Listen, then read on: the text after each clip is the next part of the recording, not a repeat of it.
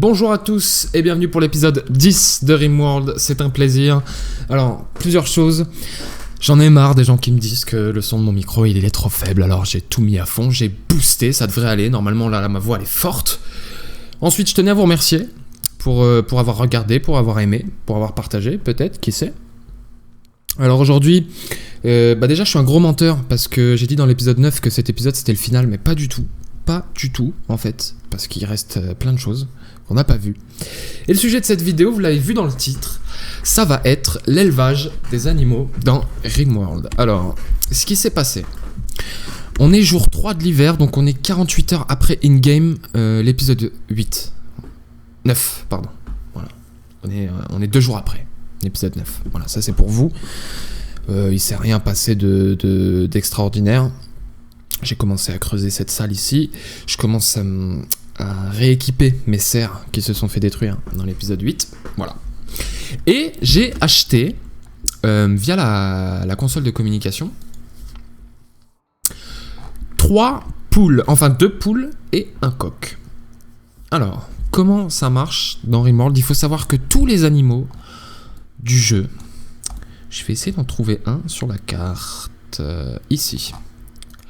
Tous les animaux, vous pouvez soit les chasser, on l'a déjà fait dans l'épisode 5 ou 6 je crois, et on peut aussi les apprivoiser, enfin du moins essayer de les apprivoiser. Si j'appuie sur apprivoiser ici, ce qui se passe c'est que mon dresseur, Lucas, va venir tenter d'apprivoiser ce méga slot. Comment ça fonctionne ? Ça se fait tout seul, il va venir rejoindre l'animal avec de la nourriture et il y a un certain pourcentage de chances que ça réussisse ou que ça échoue.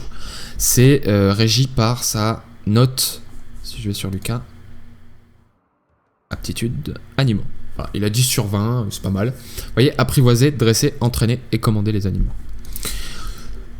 Donc, soit on tente de les apprivoiser à l'ancienne comme ça, soit on peut les acheter à des caravanes marchandes ou à des vaisseaux orbitaux.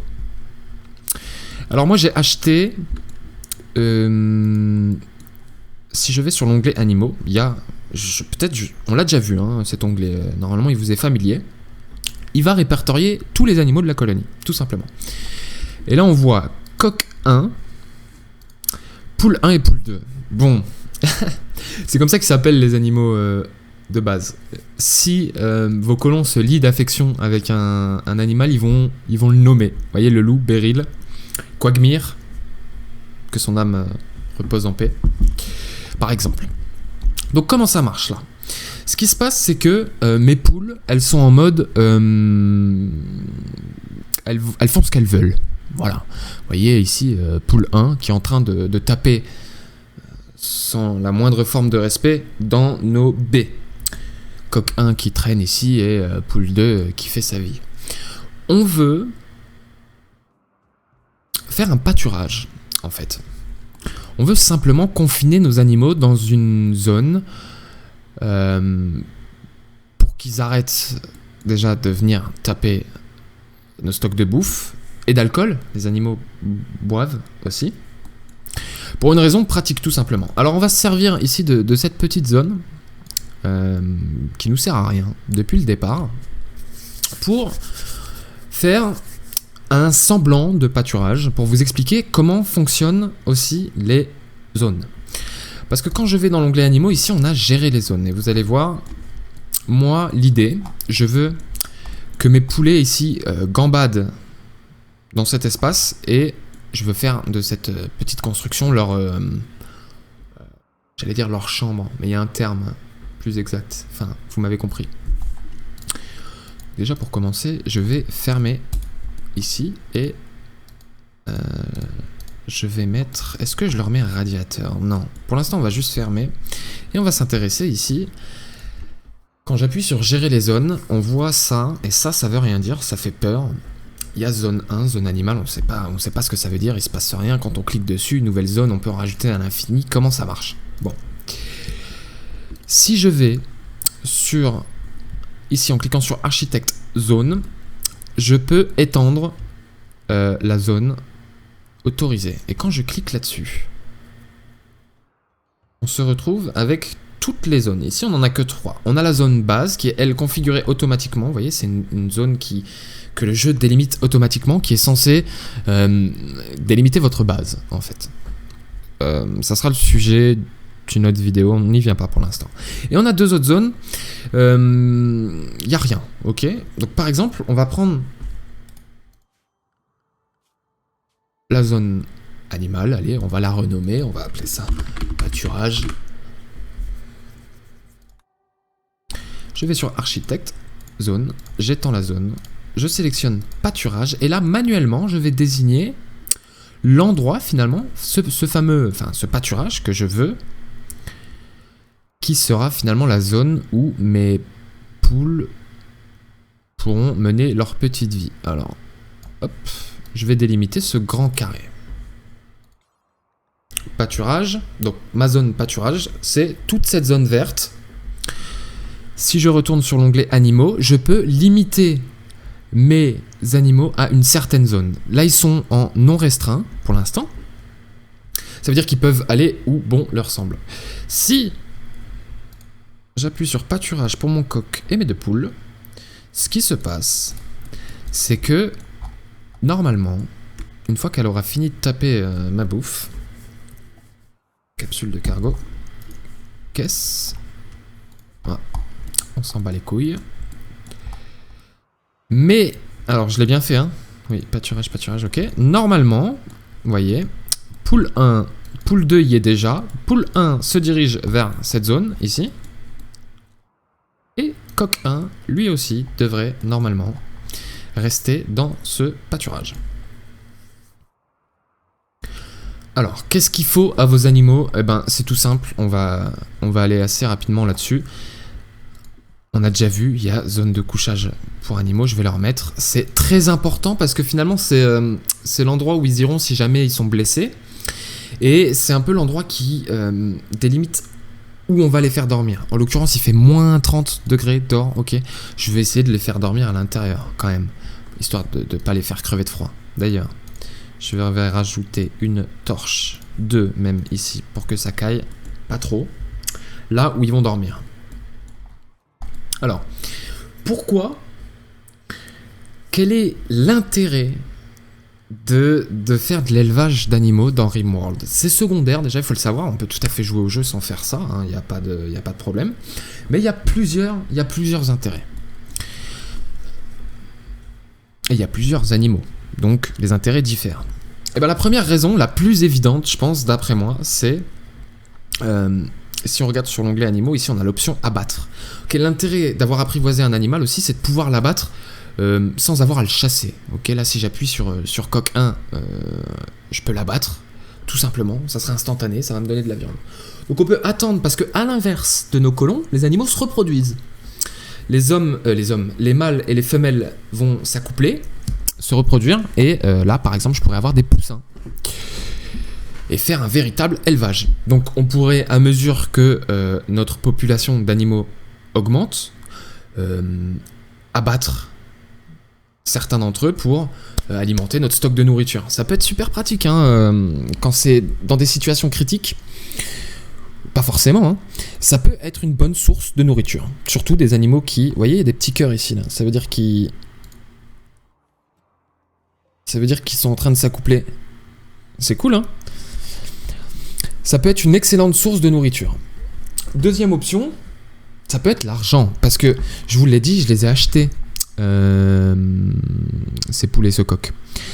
Et ben au même titre que je les ai achetés, tout simplement je peux les vendre. Vous voyez, je peux attendre que là ils fassent des poussins, je peux vendre ces poussins, ou ces bébés sangliers, ou ces bébés chèvres, peu importe l'élevage que vous souhaitez faire. Vous n'êtes même pas obligé de vous restreindre à un seul animal, vous pouvez faire tout ce que vous voulez. Vous pouvez vendre les animaux. Si je vais sur l'onglet information, d'ailleurs je vous encourage généralement à fouiller un peu partout sur les onglets information. Il y a ici par exemple pour ce coq un paquet d'informations, notamment sa valeur marchande, la quantité de viande, son régime, ça c'est très important, j'y viendrai après, sa sauvagerie, etc. Allez y faire un tour, ça coûte rien, il y a un paquet d'informations. Beaucoup trop même, des fois d'ailleurs. Donc j'en étais à soit oui, on peut les vendre, ça fait de l'argent, beaucoup. Par exemple mon loup, je crois, est plutôt valeureux. Valeureux, c'est courageux, faut que j'arrête de dire ça. 370. Ça va encore. Soit, eh ben, on peut tout simplement, les animaux peuvent servir la colonie. Hein. Vous voyez, si je vais sur l'onglet information ici, il y a une stat intelligence. Bon, en l'occurrence, une poule, on s'accorde tous pour dire que voilà. Mais mon loup, intelligence avancée. Et donc, comme on a vu pour Quagmire, qu'il repose en paix, je peux apprendre à mon loup un panel de compétences ici. Alors, obéissance, je l'ai déjà dit, mais je reviens un peu dans le détail. C'est le prérequis aux 3 autres. Et les 3 autres, transporter, il va pouvoir transporter des objets dans votre colonie d'un point A à un point B. Sauvetage, il va pouvoir sauver les colons à terre et les ramener dans un lit d'hôpital. Et libération, c'est vous pouvez lâcher les animaux sur vos ennemis. Ok, donc on peut faire de Beryl un loup de guerre et il pourra nous aider à nous défendre, tout simplement. Mais aussi, 4e option, et c'est le cas de mes poules, c'est que certains animaux ont quelques particularités. En l'occurrence, bon là je vous apprends rien, j'espère, une poule, ça fait des œufs. Et ça c'est cool, parce que on va pouvoir se servir de ces œufs comme source de nourriture. Si j'avais des vaches, j'aurais eu du lait. Ça aussi c'est cool. D'ailleurs j'ai du lait ici. J'avais récupéré dans une capsule de cargo. C'est top, ça c'est vraiment top. Mais mieux encore, si j'ai par exemple... si j'avais apprivoisé... Il est où? Ici ce méga slot. Ou d'autres animaux. Je peux récolter sa laine. Et la laine... Ça j'en parlerai plus tard. Du textile, de l'industrie du textile. Enfin du textile et des vêtements dans Rimworld. Mais la laine c'est très bien. C'est beaucoup mieux que le cuir. Surtout dans des biomes où il fait froid. C'est logique, hein, encore une fois. Voilà, donc on peut traire certains animaux, on peut tondre d'autres animaux. Ça peut être très bénéfique à la colonie. Donc plusieurs intérêts finalement de faire un élevage d'animaux. Alors, c'est incomplet, notre petit pâturage ici, enfin notre petite zone qu'on a consacrée aux poules. Donc là, la journée, ils vont aller dehors. S'il y avait, bon là c'est l'hiver, c'était peut-être le mauvais timing pour commencer ça. Mais s'il y avait, en été, des herbes vont commencer à pousser. Si on s'intéresse ici à l'onglet information, on voit que les poules peuvent se contenter de manger les herbes qui repousseront à l'été ou au printemps. D'autres animaux ont un régime bien particulier, il faut aller sur l'onglet information et s'intéresser simplement à ce qu'ils mangent. Donc là, vu que c'est l'hiver, ils n'ont rien à manger les pauvres, il va être important pour nous de mettre à disposition. Je fais une zone de stockage 1x1 et je vais dire à mes colons ici, comme on a vu, hein, priorité critique, ça vous connaissez maintenant, végétaux, voilà. Éruption solaire, c'est top. Comme ça, mes colons vont s'assurer de ramener dans cette petite grange à poules des baies, enfin, ou des végétaux, peu importe. Parce qu'on a vu que, voilà, légumes, graines, plantes, repas, nourriture transformée. Donc ça veut dire qu'ils mangent ce que les colons peuvent manger. Liqueur, ça veut dire qu'ils vont boire de l'alcool. Donc il faut les éloigner de votre stock d'alcool, hein. Vous voulez pas que vos poules se bourrent la gueule. Et croquettes. Alors on a une option sur l'établi du boucher, ici, qui est, je dirais, alors on peut faire des croquettes. Il faut de la viande et de la nourriture. Les croquettes sont très très nourrissantes pour vos animaux. Je dirais que c'est pas la meilleure option, mais c'est l'option la plus aboutie, la plus avancée. Elle est très coûteuse parce qu'il faut à la fois des végétaux et de la viande, ok. Pour l'instant, au stade où j'en suis, je préfère garder ça pour mes colons, c'est logique. Mais voilà, sachez que vous avez cette option. Par exemple, pour mon loup, ici, si je veux... Parce que mon loup, là, ce qu'il fait... Voilà, lui, il mange des viandes crues, des cadavres, des repas transformés et des croquettes. Donc, si je donne pas de croquettes à mon loup, ça veut dire qu'il va venir taper soit dans mes plats, directement, soit dans ma viande. Donc c'est pour éviter que finalement vos loups ne viennent taper dans le stock de bouffe qui est consacré à vos colons, tout simplement. Voilà, donc Bah, je crois qu'on a tout dit concernant l'élevage des animaux. Ça a été pour moi l'occasion brièvement de vous introduire cette notion de zone ici. On peut...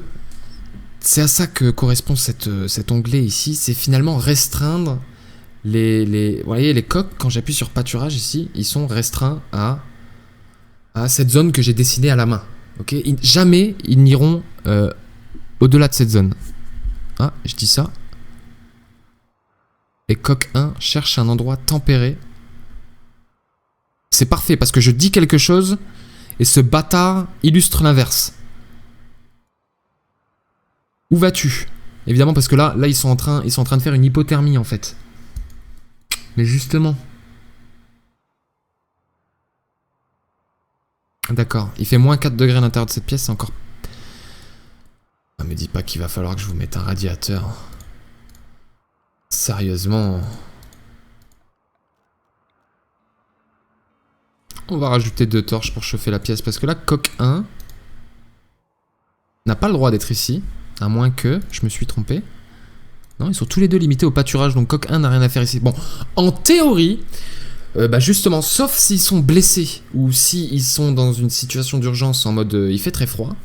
Là, je comprends pas parce que ça devrait aller, non, on va demander à... Voilà, David va le faire. J'ai passé en x3. Que là, effectivement, il fait moins 24 d'or, on est l'hiver, il faut... Il leur faut une... Mais là, ça devrait aller, là. Il fait moins 5, bon, ça va, c'est mieux que moins 30. Ça, c'est rien, ça, c'est mes plans à cause de l'éruption solaire, mais les plans à l'intérieur de ma serre, forcément, meurent. Il fait moins 17 là-dedans. Alors, par contre, David, je vais lui demander de... Et vous voyez, mes poules vont dormir là où j'ai mis mes zones de couchage. C'est l'intérêt des zones de couchage, on veut pas qu'ils dorment dehors, il fait moins 31. David, s'il te plaît. Finis ça. Voilà. Ça devrait commencer à chauffer petit à petit dans cette pièce, non? Toujours pas, moins 3, moins 2, c'est timide. Et vous voyez que si on va sur l'onglet santé des animaux, bah on voit que comme les colons, ils ont tout un panel de... Tous leurs membres est géré, vous voyez, sa queue ici, et il a perdu sa queue. Cette poule a perdu sa queue. Les autres vont bien. Oui, ça se réchauffe ici. Ouais, il fait 6 degrés, bon, pour des poules, ça va. Ah, une capsule de sauvetage. Excellent. Cool. On va pouvoir essayer de recruter. Il va falloir très vite aller secourir, pardon, Stace. Regardons un peu de quoi il est capable. Ouais, c'est un bon médecin, c'est un bon chercheur. Il est optimiste. Il est dans un sale état. On va essayer d'aller le sauver. Voilà, bah écoutez, je crois que c'est tout pour... les animaux, je crois que je n'ai rien oublié. Si vous avez des questions, si vous avez des problèmes sur votre élevage d'animaux dans Rimworld, n'hésitez pas à laisser un commentaire. J'essaierai d'y répondre de façon concise et précise. Complète aussi, surtout. Voilà, c'était un plaisir pour moi. On se retrouve pour l'épisode 11. Ciao.